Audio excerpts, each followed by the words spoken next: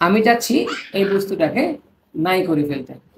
আমি যখন একটা আপেলকে শূন্য দিয়ে ভাগ করতে চাচ্ছি বা একটা আপেলের হর হিসেবে শূন্য ব্যবহার করতে চাচ্ছি, একটা আপেল বা একটা বস্তু, একটা এন্টিটি যা আসলে এক্সিস্ট করছে, আমি চাচ্ছি এই বস্তুটাকে নাই করে ফেলতে।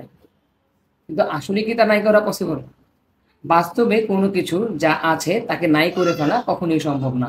দ্যাট ইজ ওয়াই কোনো বস্তুকে বা কোনো সংখ্যাকে বা কোনো এন্টিটিকে কখনোই জিরো দ্বারা ভাগ করা সম্ভব না, কোনো ভগ্নাংশের হর হিসেবে জিরো ব্যবহার করা সম্ভব না। আর আপেল বা বস্তুটি যদি না থাকে তাহলে কার কাছে যাবে সেই প্রশ্নটাই তো অবান্তর। That is why something divided by zero অথবা কোনো ভগ্নাংশ যার হর শূন্য, এটাকে ম্যাথমেটিক্যাল ফেন্সি টার্মে বলা হয় আনডিফাইন্ড বা অসংজ্ঞায়িত। এই জন্য আপনি যখন কোনো সংখ্যাকে জিরো দ্বারা ভাগ করতে চান তখন সাইন্টিফিক ক্যালকুলেটর বলে ম্যাথ এরর।